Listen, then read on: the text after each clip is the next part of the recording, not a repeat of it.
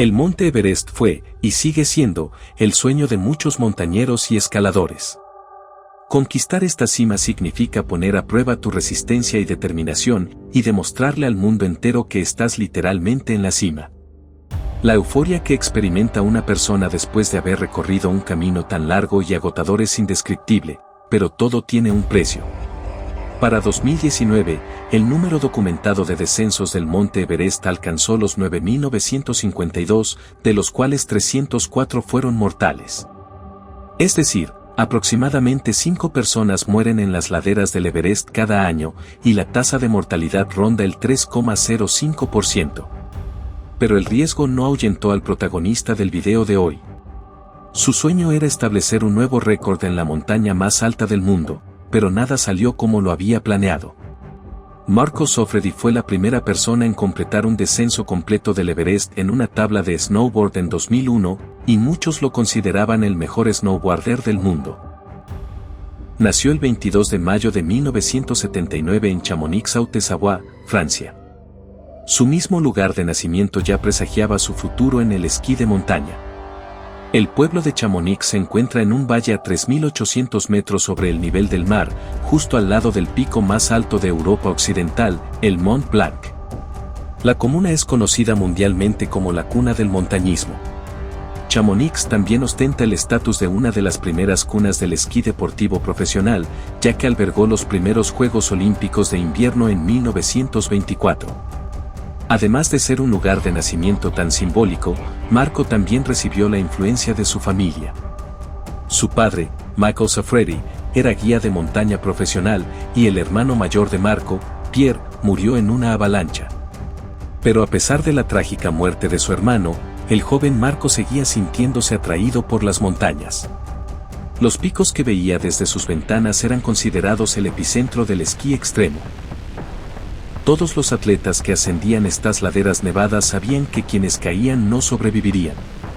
Tampoco sabían que los héroes de Marco no eran Superman ni Batman, sino esquiadores locales. Uno de los primeros snowboarders legendarios que dejó huella en la memoria de Marco fue Bruno Gabi. Se hizo famoso en 1986 al saltar en paracaídas desde un helicóptero sobre la empinada ladera de Petit Trieu, una montaña de 1000 metros de altura. Presenciando todos estos acontecimientos, Marco soñaba con escribir su nombre en la historia del snowboard. En mayo de 1996, tan solo un año después de aprender snowboard, Marco ya se sentía cómodo en una de las pistas de prueba del valle. Al final de la temporada, Marco realizó su primer descenso en snowboard desde el Monte Chardonnay, tras dominar la pendiente de 55 grados. Marco iba ganando habilidad, conquistando cada vez más rutas en el valle y soñando con cimas cada vez más altas. En otoño de 1998, partió hacia el pico peruano de Toclarajú, que se alza a 5.970 metros. Justo antes, la madre de un amigo de Marco le regaló un colgante con forma de cruz. El equipo logró subir y bajar la montaña con éxito, y desde entonces, este regalo se convirtió en un amuleto de buena suerte que acompañó al snowboarder en todos sus futuros descensos. Marco alcanzó sus primeros rayos de fama y reconocimiento en junio de 1999. Luego, de regreso a Chamonix, realizó el primer descenso en snowboard del Mont Blanc registrado. Las buenas condiciones son muy escasas en esta ruta, por lo que conquistarla era el sueño de muchos entusiastas del deporte en el valle. Tras el épico descenso en esquí de Jean-Marc Boden en 1989, nadie en los 10 años siguientes había logrado repetir esta peligrosa hazaña. Marco logró el ansiado descenso y se consolidó como uno de los mejores snowboarders extremos del mundo. Pero para Marco, esto fue solo el comienzo. Inspirado por su éxito en el Mont Blanc, apuntó a cumbres aún más altas. Ese mismo año, en otoño, logró su primera ascensión al Dorje Lakpa, de 6.900 metros en Nepal. Desde allí, en la cima, Marco contempló los dos picos más altos del mundo, el Sisapangma y el Everest. Con la visión clara de su próximo objetivo, Marco no prestó atención a ningún obstáculo. Por muy preocupada que la pasión de Marco por los deportes extremos hiciera sentir a su familia, su padre lo ayudó contactando con el mejor guía de montañismo, Russell Brass, de Himalayan Expeditions. Esta organización se especializa en viajes a 8000, las 14 montañas más altas del mundo, 8 de las cuales se encuentran en Nepal. Brice, sabiamente, le aconsejó a Marco que intentara escalar otros picos antes de aspirar al Everest. El joven aceptó y comenzó a planificar su descenso con Brice. Su primer objetivo era el Cho-Oyu, el gigante del Himalaya, el sexto pico más alto del mundo. Pero antes, en junio de 2000, Marco regresó a Sudamérica para escalar el Huayna Potosí, una montaña de 5.900 metros de altura en Bolivia. Y ya en otoño, Marco conquistó el Cho-Oyu, de 8.900 metros. Su determinación y sus increíbles resultados fueron claros indicadores de que estaba listo para el Everest, y en la primavera de 2001, Marco emprendió un viaje al punto más alto del mundo. Unos días antes que Marco, caminaba otro alpinista, el Dr. Stefan Gad, de Austria, un experimentado alpinista que había completado con éxito su propio descenso del Cho-Oyu en snowboard. Gad decidió escalar el Everest sin la ayuda de los Sherpas, una nación que vive al este de Nepal y suele acompañar a los montañeros hasta la cima. Además, se negó a recibir oxígeno adicional, lo que dificultó considerablemente su ascenso. A modo de comparación, la presión atmosférica en la cima de la montaña suele ser de alrededor de un tercio de la presión a nivel del mar.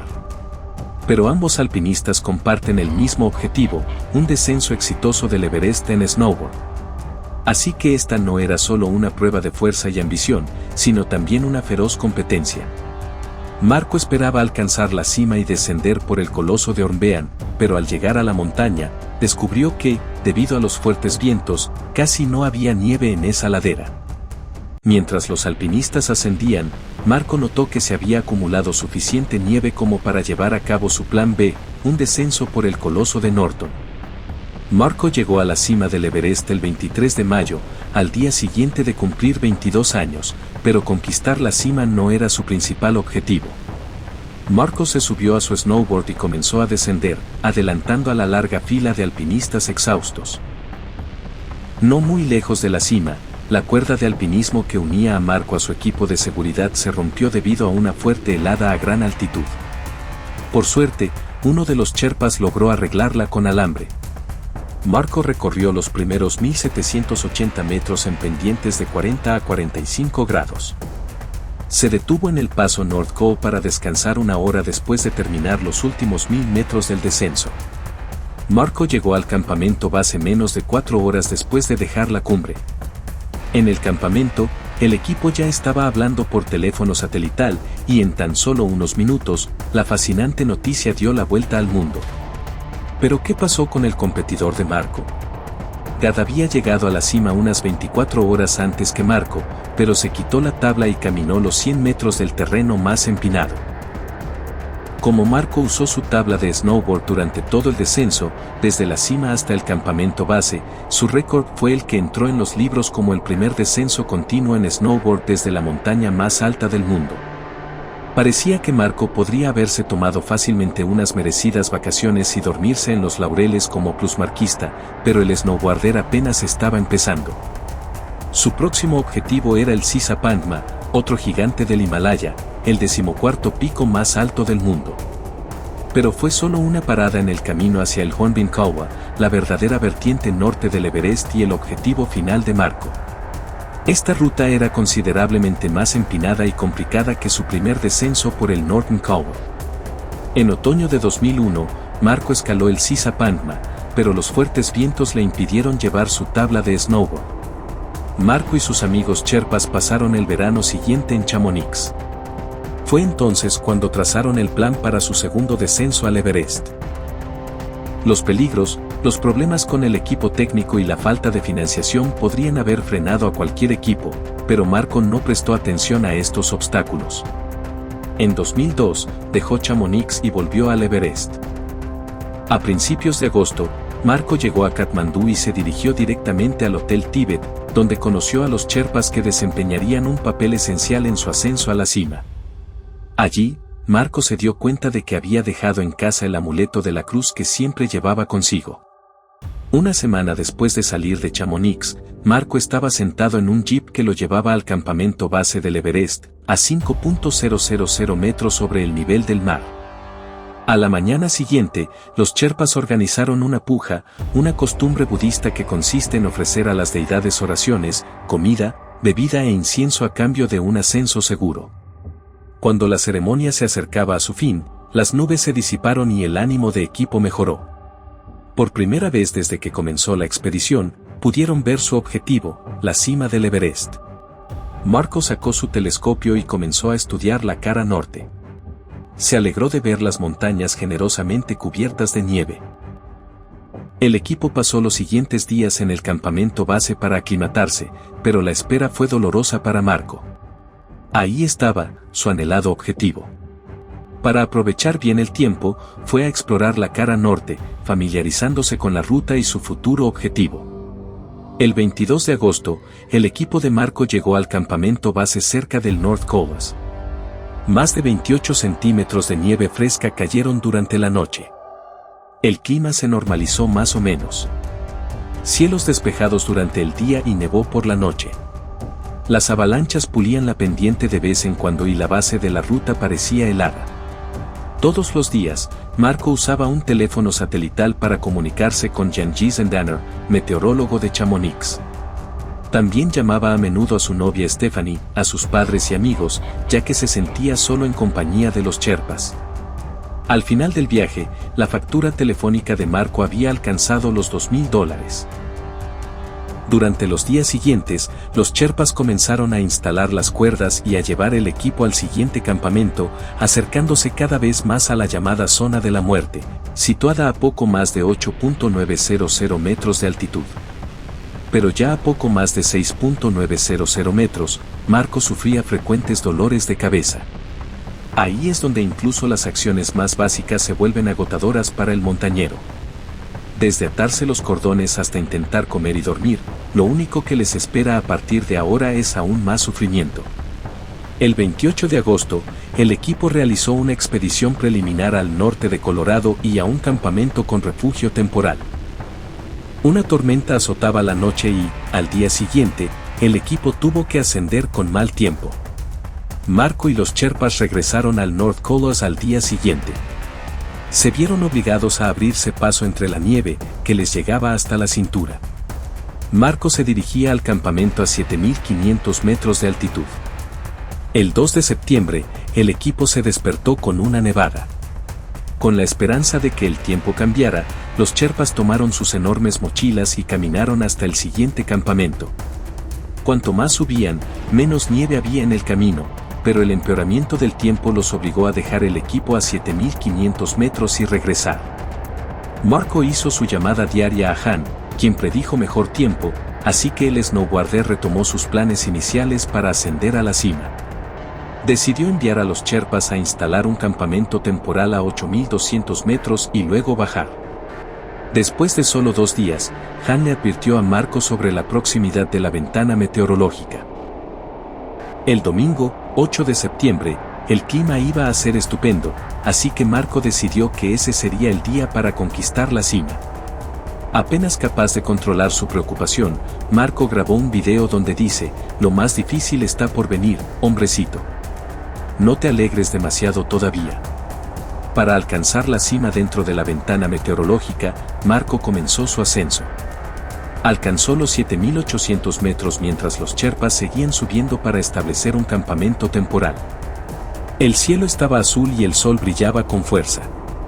Marco se encontraba a una altitud de casi 7.800 metros y hacía llamadas todos los días. Aunque les contaba a sus amigos sobre su verdadero progreso, se lo ocultó a sus padres, diciéndoles que todavía estaba allí abajo, en el campamento base. Marco no quería preocuparlos más y no les contó sobre sus constantes dolores de cabeza ni sobre lo difícil que le resultaba respirar. Al día siguiente, Marco llegó al campo 3, entrando oficialmente en la zona de la muerte. A altitudes superiores a los 8.000 metros, el cuerpo humano no puede realizar sus funciones habituales y finalmente muere por falta de oxígeno. La altura le pasó factura y Marco empezó a sentirse ansioso. Llamó a Jan-Gys Danner a Chamonix y le informaron del pronóstico: una noche despejada entre el sábado y el domingo, nublada con posible nieve, pero predominantemente a altitudes inferiores a los 8.000 metros. Han le dijo a Marco que no se quedara demasiado tiempo. Por la tarde, el viento arreciaría y cualquier cosa podría pasar. Marco terminó su llamada con Han despidiéndose 2 veces. Esta es la palabra que usan los canadienses cuando no esperan volver a verse. Las palabras de Marco dejaron a Han un poco asustado. Para él, esta despedida no sonaba a un hasta luego. Las baterías del teléfono satelital de Marco se estaban agotando. Su siguiente llamada fue a su amigo, Bertrand de la Pierre. Bertrand, estoy tan cerca del Carpe que podría tocarlo. Está justo aquí. La nieve está estupenda. Me siento fuerte. A diferencia de Han, Bertrand no notó nada sospechoso en el tono de Marco. Pronto, la batería del teléfono se agotó por completo. Marco y los Sherpas estaban ahora completamente solos en uno de los entornos más hostiles del mundo. Era domingo, 8 de septiembre de 2002. El día de ascenso iba a ser largo y requeriría un esfuerzo increíble. A la 1:30 de la mañana, el equipo abandonó el campo 3 y los Sherpas comenzaron a abrir camino a través de la nieve, con las manos hasta el pecho. A las 14:10, tras 12 horas y media en la zona de la muerte, el equipo alcanzó los 8.880 metros, el punto más alto del planeta. Esta ascensión tardó 3 veces más que la primera ascensión de Marco al Everest en la primavera de 2001. Pero para Marco, la realización de su sueño apenas comenzaba, y la cima no era más que un simple obstáculo. Su objetivo, el descenso por el Hornbeam Colors, aún estaba por delante. Para entonces, las nubes empezaban a acumularse bajo ellos. Los Sherpas empezaron a preocuparse por el deterioro gradual de las condiciones meteorológicas. Aunque había suficiente nieve para un descenso en snowboard, Marco parecía cansado y desconcentrado para un alpinista de su nivel tras un difícil ascenso a la cima. Los Sherpas le imploraron que abandonara la idea de subirse a una tabla de snowboard y que, en su lugar, regresara al campamento con ellos. Pero todo en lo que Marco había trabajado durante los 2 años anteriores lo había llevado a ese momento. Pensó que nunca volvería a tener una oportunidad como esa. A las 3 de la tarde. Marco reemplazó el tanque de oxígeno vacío de su mochila por uno nuevo y se ató a su equipo. Uno de los Sherpas lo ayudó con la mochila, que también contenía equipo de descenso y una botella de agua de 3 litros. Marco estaba a punto de realizar uno de los descensos más peligrosos de la historia, así que llevaba muy pocas cosas necesarias en su mochila. Pero deberían haber sido suficientes si todo hubiera salido según lo previsto. Marco comenzó su descenso, dio algunas vueltas y esperó en la cresta a que los Sherpas lo alcanzaran. Respiraba agitadamente, ya que era difícil maniobrar con una mochila a tales altitudes. Y justo después de 12 horas de agotador ascenso, Marco dejó pasar a los Sherpas, les dijo que no apartaran la vista de la cuerda y, como para presumir, se deslizó por ella en su tabla de snowboard, dirigiéndose a la izquierda hacia el Collis Hornbeam. Las nubes lo rodeaban y sus amigos Sherpas vieron cómo Marco se disolvía gradualmente en la suave luz de la mañana. Sin perder tiempo, los Sherpas descendieron de la montaña. Al llegar al Collis Norte, no encontraron rastro alguno de Marco ni de su tabla de snowboard. La diferencia horaria entre Nepal y Francia es de casi 5 horas. Así que, cuando la familia y los amigos de Marco recibieron la noticia de la conquista exitosa de la cima, asumieron lógicamente que el snowboarder ya había completado su descenso. Pero algo andaba mal. No hubo ninguna llamada de alegría ni mensaje de Marco, de 22 años. Cuando los Sherpas regresaron al campamento, lo único que se comentaba era que el joven snowboarder aún no había regresado. Cerca de la noche del 8 de septiembre, la hora prevista de su llegada, Marco seguía sin llegar al campamento. Tampoco regresó en los días siguientes. Si alguna esperanza anterior de que Marco regresara aún existía, ahora era evidente que había muerto porque era simplemente imposible sobrevivir 3 noches en la ladera de una montaña con esas temperaturas. En total, más de 300 personas han muerto intentando escalar el monte Everest. La mayoría de las muertes se explican por avalanchas, lesiones sufridas por caídas, deslizamientos de tierra, la influencia de las fuerzas de la naturaleza o problemas de salud del alpinista. Solo uno de ellos murió intentando descender la legendaria montaña en una tabla de snowboard. El hecho de que el cuerpo de Marco nunca fuera encontrado hace esta historia aún más misteriosa. Hay muchas teorías sobre lo que le ocurrió a Marco Sofredi mientras descendía la montaña. Las rutas de snowboard no superaban los 8.670 metros de altura y la cima tiene 8.780 metros de altura. Marco desapareció en ese breve intervalo. Según Adventure Journal, es muy posible que una pequeña avalancha arrastrara a Marco de la montaña y sepultara su cuerpo, o que se detuviera a descansar, se quedara dormido o se desplomara de agotamiento y muriera congelado. Su hermana, Chute, propuso la teoría más extraña sobre la desaparición de Marco. La chica cree firmemente que Marco terminó su descenso sin problemas y sigue vivo. Afirma que solo pasó por el campamento base y ahora vive con pastores de yaks en el Tíbet, explorando nuevas cumbres y conquistando las zonas aún desconocidas de las cordilleras tibetanas. Casi un mes después de la desaparición de Marco, se erigió un monumento en su honor en el campamento base del Everest. La familia de Marco, su novia Stephanie, sus buenos amigos y un increíble número de sherpas asistieron a la inauguración.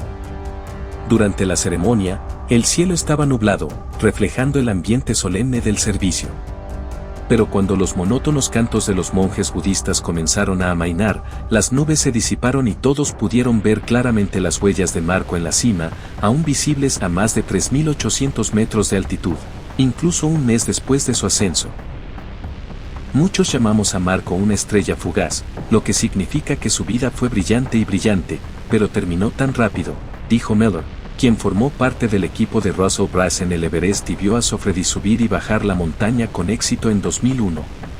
¿Qué crees que le pasó a Marco Sofredi? Comparte tus teorías en los comentarios. Además, dale me gusta a este video y suscríbete al canal si aún no lo has hecho.